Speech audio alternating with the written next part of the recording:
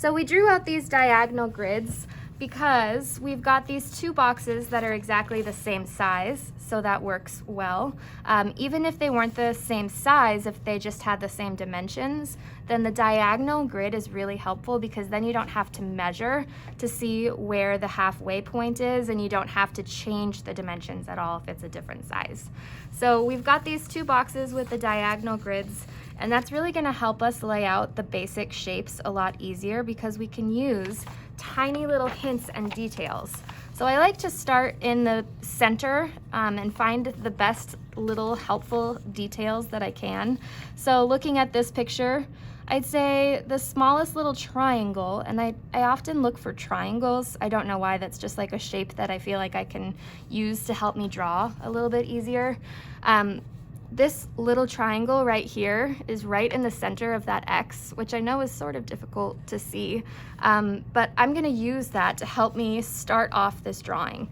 So I'm going to begin by just adding that tiny little triangle that I see, and that's my starting point. Okay, now I'm gonna use the negative space over on the side. So I'm gonna start by trying to draw in like this edge compared to this edge. And sometimes it's helpful if you're trying to focus on one area, if you just put a sticky note on the other side. So here's this edge, and I'm working in this triangle. So I'm gonna use that line to help me figure out how much space to add. So I see that the triangle is just about touching over here. And something else that's kind of helpful, if I wanted to, I could use another sticky note as a little marking tool. So I could say, okay, well, if I line this sticky note up on this line, I can measure out where my stem would go. Okay, so then I could use that sticky note, line it up on this line, and tell myself where my stem would go. Hey, isn't that so helpful? So now I can use that and say, okay, well, this is where my stem starts. It's got a little bit of like the little oval at the top of the stem. And then I can see that as it continues, it's leaving this negative space that's sort of like a box that gets skinnier at the top. It's got a weird little bump to it. So here's that little box.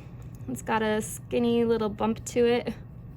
And I can even use my little marking tool to tell me how far out that's going to go.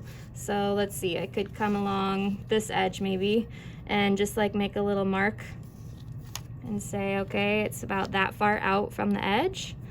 And to tell me how tall it is, I can use just lining it up along the edge from where it starts. So I'm just like giving myself the location of where it should be. So now I see that it's supposed to be this far out from the stem, or from the side. We need to add in that stem kind of coming at an angle. This line should be a little bit straighter. That seems really large, doesn't it? And then we're just gonna add in this base. And now I'm gonna look underneath and try to figure out how much space I've got over here. And so I'm just kind of sketching out the basics. Now what I'm going to do is add in this little line that's just along this edge, comes just past the stem to make this kind of triangle shape. Now over here, connecting to that little triangle that we've already added, we have two little bumps. So I'm just gonna add that in. We've got this line kind of coming out from the stem. This line leads right back to the stem. And then we've got this other little shape over here, so I'm gonna draw that in just a moment. But we've got this value that kind of comes out that leaves this little shape kind of leaving a little line almost touching that space. So what I'm gonna do now is I'm gonna come along this edge and I'm gonna make a mark of where that next shape touches, which I think I might be drawing a bit too large. I was. So it actually touches a little bit closer. So that's where the end of that stem or the pumpkin will be. So that's another reason why it's really helpful to try and get these shapes laid out first, is so that we can kind of see where everything is supposed to fit. So now that I've got this little guide, I can use that to say, okay, that was a little bit too far out. So that means that this bump needs to be just a little bit smaller. Okay, so it's just a nice easy adjustment. So now I've got this edge starting here rather than here, and that saved me a whole bunch of redrawing. Okay, so now I've got this edge of the pumpkin that's kind of coming out, and that's this right here. So I'm just sort of sketching that out. Now I'm gonna start by just adding in this basic line. I'm gonna measure to see how far out along this edge it goes. So about here from the center. So I'm just lining that up along that straight line, and it ends right about here. And so I can try to just mimic that curve that I see.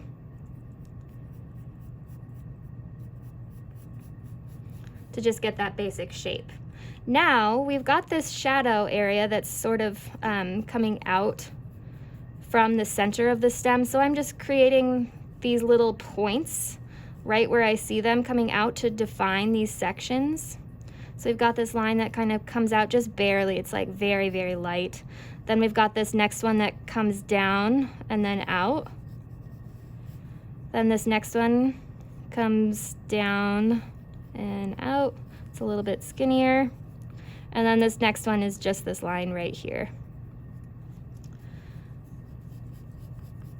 And then we would round out the ends. So just like giving this a little bit more of a bump, which we can kind of smooth out once we go back around it. And now I'm gonna draw the top of it. So I'm moving that little sticky so that I can use this. And the nice part is that because I've already started this line, it's pretty simple to just like lead it back to connect where I already measured that it goes. Now, something we could do is measure how far out the widest part goes so that I don't go too far out. So I just kind of gave myself a little guideline to say that that's the widest part.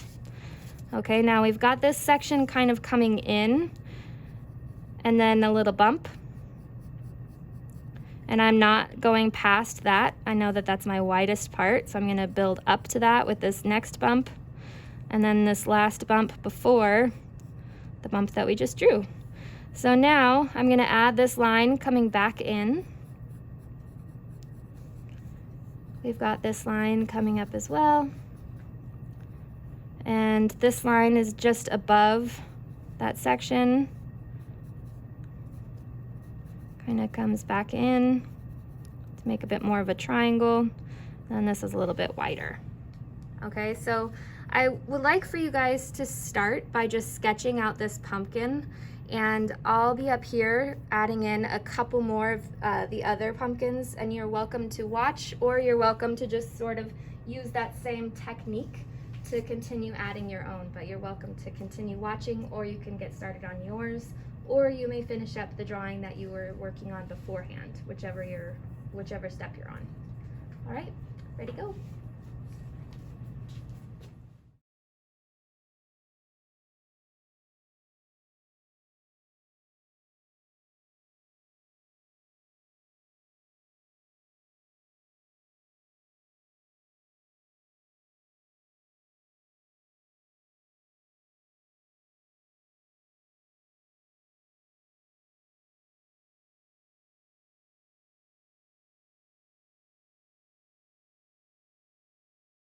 I wasn't recording that whole time. Shoot.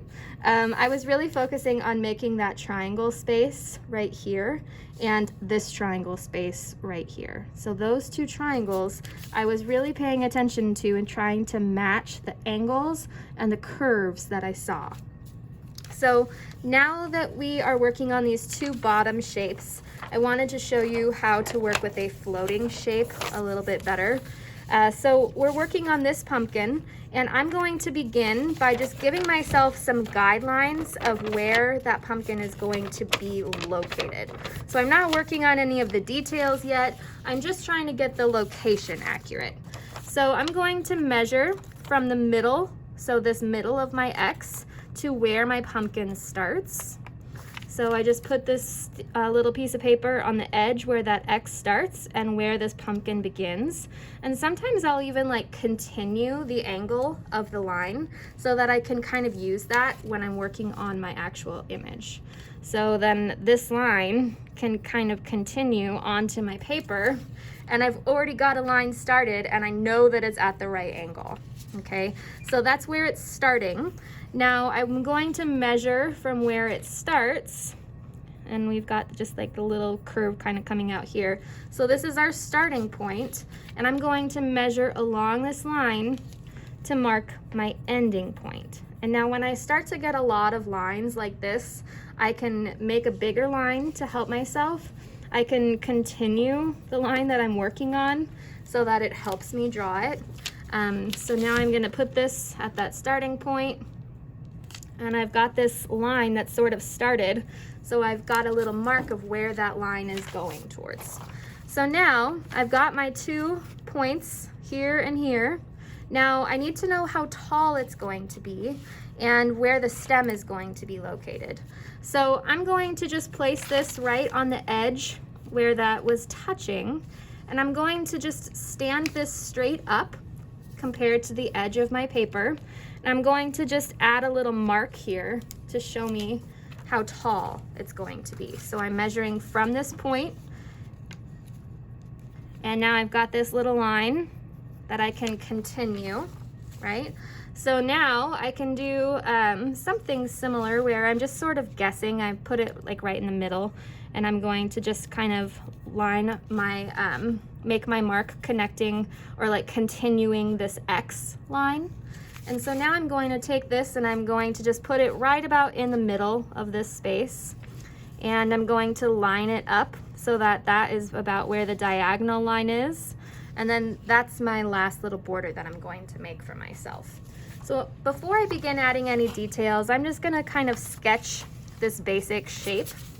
So it's sort of a wonky shape, kind of comes down, curves around before we get to this edge, kind of curves back, it's a little bit of a straighter line right here, kind of comes up and then comes back around. Okay, so that's just to block out my shape. Now I'm going to just put this right in the center, and I'm going to line up my line with the diagonal so that I know that that's how the angle should be, and that's right about where my stem begins. So now I've got this space that I'm going to start working on my stem, and I can just sort of draw in that little basic shape. And something else that I can do is to line this up with a ruler. Since they're the same size, I can use that to my advantage. So I just can use that to sketch in and make sure that they're the correct sizes. Now that I've got my stem drawn in, I'm just going to draw in the basic shapes, and then we'll work object by object to go through and correct these. So I usually like to start with the center line, but I notice that it's actually kind of off to an angle. And so I'm trying to match that angle by looking back and forth quite a bit. Now this next section comes out at a slant and then curves back in. This one comes out and kind of sort of curves back in. This next one wraps all the way around, comes out right about here. Next is right about here. So I'm looking back and forth at these angles a lot. This one touches the stem, so I'm making sure that that happens. Next I'm drawing out at this angle, adding in that little bump. This section leads to that bump of the stem. Over here we've got just like this round curve starting, and then this one comes in and is just a little bit rounded. So from here I can kind of accentuate the bumps. I can go through and add in all of these little details that I didn't quite add as I was working through all of these sections. So that's a basic step-by-step of how to draw this one that's sort of floating. Now I'm gonna work those same steps to draw this guy. You are welcome to continue watching, or you can practice on your own, but the steps will be the same for drawing in this one as well. Okay? All right, you guys can keep working.